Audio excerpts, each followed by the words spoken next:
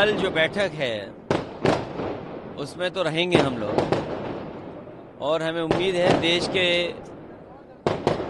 सभी नेता मिलकर के और खासकर इंडिया गठबंधन के जितने भी साथी हैं निर्णय लेंगे और आने वाले समय में भारतीय जनता पार्टी को कैसे हटाएं उस पर विचार जरूर होगा। मध्य प्रदेश में कांग्रेस और आपके बीच में समन्वय स्थापित नहीं हुआ, क्या लगता है 24 में आप लोग तैयारी? मध्य प्रदेश की बात खत्म हो गई और विधानसभा के चुनाव भी खत्म हो गए।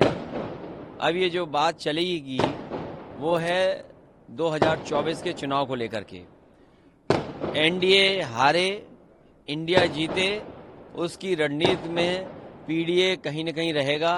हमारी रणनीति पीडीए है, पीडीए ही एनडीए को हराएगा, पीडीए एनडीए को हरा करके इंडिया को जिताएगा। सर, स्वामी प्रसाद मौर्य लगातार बयान देते हैं और उससे आप पर निशाना साधा जाता है, क्या बयान से सहमत रहते हैं? धर्म की बहुत सारी चीजें ऐसी हैं जिनको जैसी हैं वैसे ही स्वीकार कर लीजिए। धर्म की किसी चीज पर कोई बहस नहीं हो सकती है।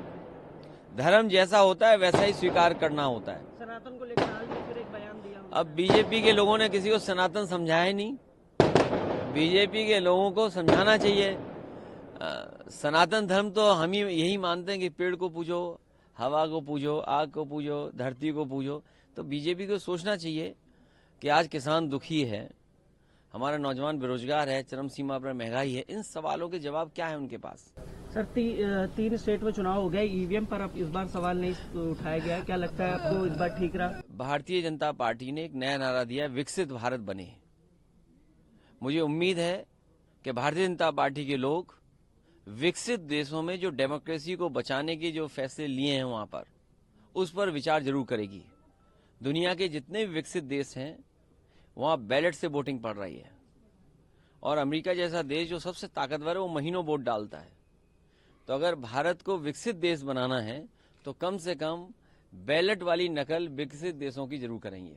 सर, भाजपा ने एक नारा और दिया था, रामलला हम आएंगे, उसके बारे में क्या कहना? उस पर क्या कहना, अब तो उद्घाटन होने जा रहा है और बहुत से लोगों को बुलाया जा रहा है।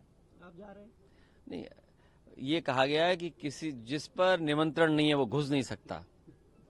तो अब ये बताइए, अब ये भी कंट्रोल कर रहे हैं कि निमंत्रण भगवान राम किसको देंगे? ये कंट्रोल तो नहीं होना चाहिए। जिसको हम और आप, अभी हमारे साथी ने सनातन धर्म की बात कही, याद करिए, और हम सब बचपन से जानते हो, सीखे, जिसको भगवान बुलाते हैं उन्हीं को मौका मिलता है। अब जब बुलाएंगे तो हम लोग जाएंगे। सर, अभी आया न्योता नहीं आया अभी तक? भाई उनके न्योता से हमारा न्योता क्या लेने देना? भगवान आप और हम सनातनी नहीं हो, तुम हो ना? फिर सनातन धर्म में क्या है कि भगवान का जब बुलावा आता है तो अपने आप चले जाते हैं, जब बुलावा आएगा तो जाएंगे।